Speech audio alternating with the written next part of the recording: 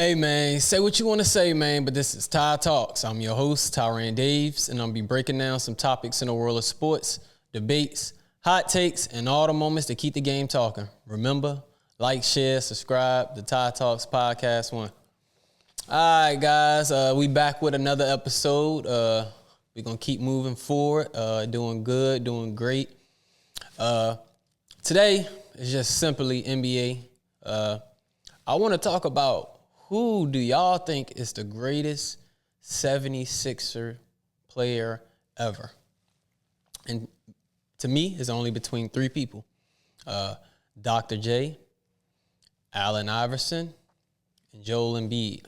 I know y'all want to throw in Moses Malone or Charles Barkley, but I'm not doing that. I'm only going with Dr. J, AI, and Joel Embiid.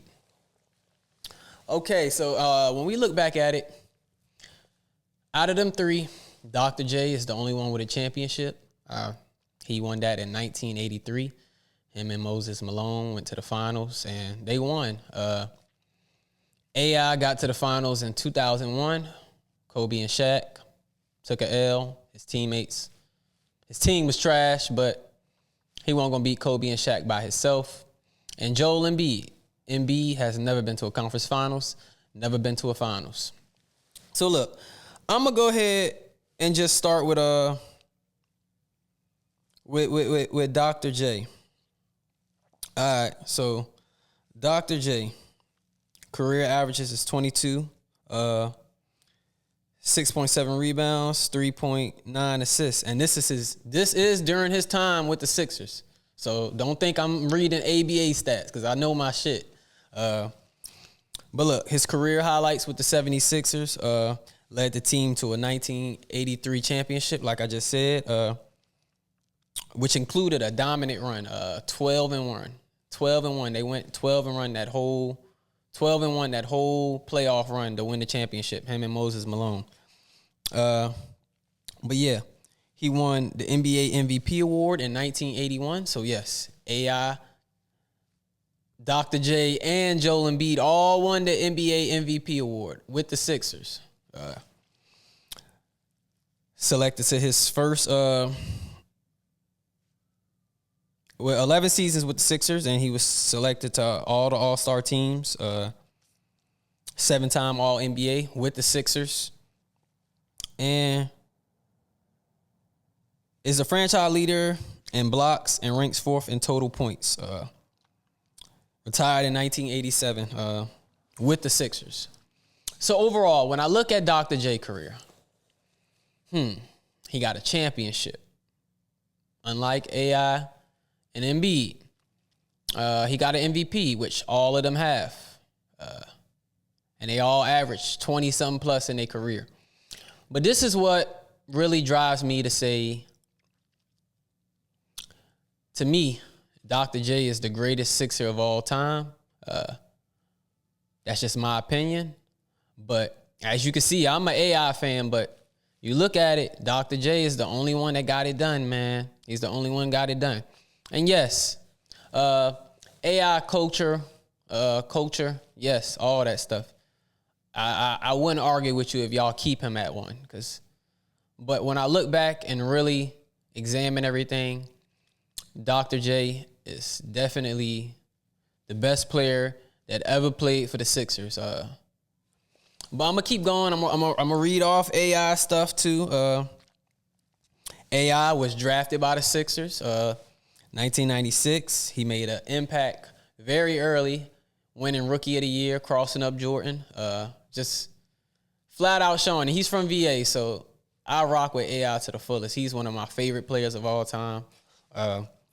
And that's just how I feel. But he claimed multiple scoring titles. I think he has 4 scoring titles also.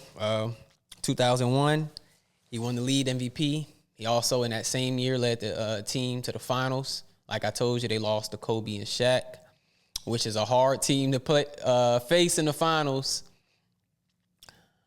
when you only got nothing on your team. AI was really carrying in 2001. But yeah, he got multiple scoring titles. And After 11 seasons with the Sixers, he was traded to the Denver Nuggets. And that's another example right there, what I'm saying. Dr. J stayed. He stayed. Dr. J stayed with the Sixers until he retired. And yes, AI had another stint when he came back with the Sixers, but it was not AI. This is not the same AI at all. But yeah, I'm going to go ahead and look at Joel Embiid's career, because right now it's looking like it's cut short. But overall, he had a long career and can't take none of that stuff away from him. All right, but 7-time All-Star, 5-time All-NBA, league MVP, was drafted in 2014 with the Sixers. Didn't play until, what was it, late 2015 is when he played. 2016 is one of them. He set with that first foot injury. We knew from the beginning Embiid was going to have a major problem of staying healthy throughout his career. But, yeah, drafted 3rd overall. He's a 2-time scoring champion also. League MVP in 2023. I already said that. Now, Joel Embiid have not been to a finals, have not been to a conference finals. He cannot stay healthy. It's always something, this man. But you have to put him as one of the greatest Sixers ever. And when you're talking about greatest Sixers, to me, it's going to be between Joel Embiid, Allen Iverson, and Dr. J. And like I told you, you can throw in Moses Malone too, but I'm not putting him as one of the, not the greatest Sixer. It's definitely between AI, Julius Randle, and Joel Embiid. But overall, I'm asking you guys, who do you think is the greatest 76er ever? Is it Joel Embiid? Is it Allen Iverson? Or is it Dr. J? Or maybe is it Moses Malone? You guys tell me.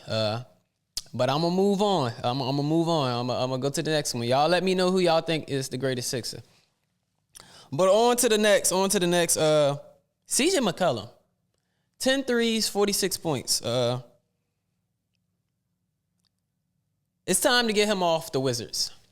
You know, with this money and all these trades is not going to happen. And he's a big reason why these trades cannot happen to him, because he signed off on this bullshit.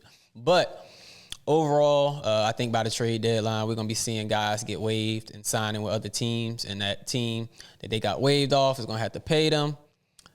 But CJ McCollum, Chris Middleton, let's see. Some more guys. Some guys on the Portland Trailblazers that need to be waived. It's a bunch of guys that just don't fit on certain teams. But CJ McCollum, I think CJ McCollum would fit the Rockets. Perfect. They need a guard like that. Somebody ball handling. Getting the offense involved.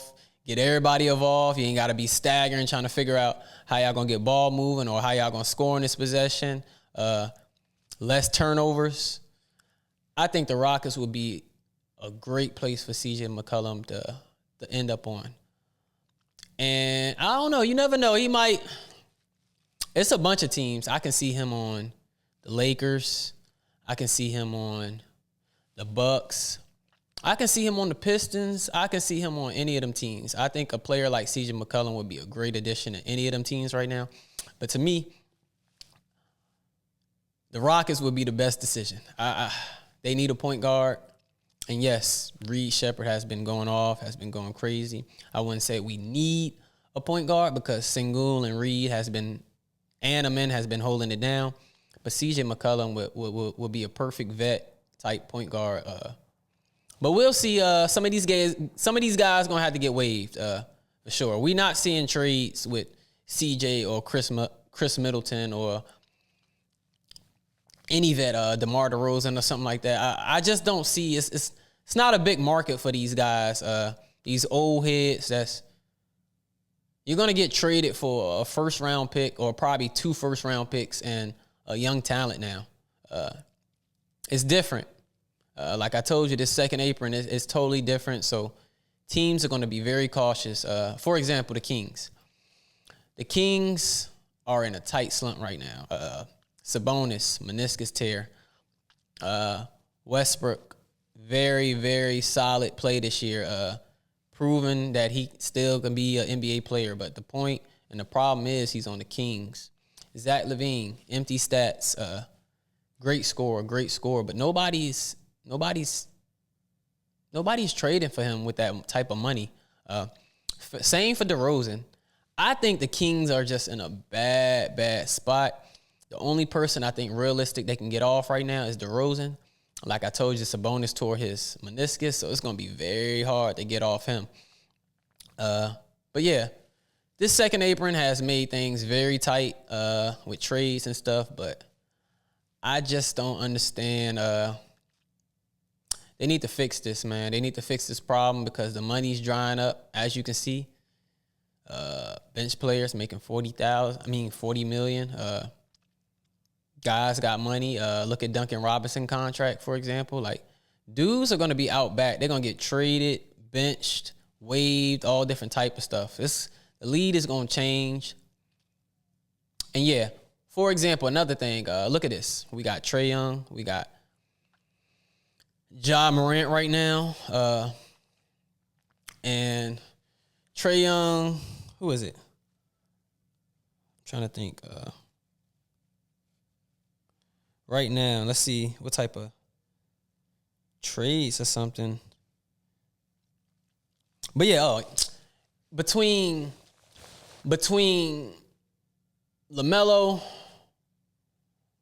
Trae Young, and Ja Morant, it's going to be very hard to get them three off. To me, the only one out of the three that's a winner is Trae Young. Trae Young been to a conference finals. And Ja Morant has averaged 30 in the playoffs before. He got so much potential. I think Ja just need to just be quiet, bro. Honestly, Ja just need to be quiet, bro, and just grow up. Dude just do too much, honestly, bro. And if you I see this question saying who you'll take, Ja or Clay. Clay all day, bro. Like, stop the shit. Stop the mess. We not doing this. But yeah, back to that Ja, LaMelo, and Trae. It seems like them three teams need to just make a 3-team trade because I don't see no team, probably besides Trae, that'll really be interested in trading for those guys. You can't say they underachieve. LaMelo on the end, he just always hurt. Pretty much he underachieved. LaMelo Ball did underachieve.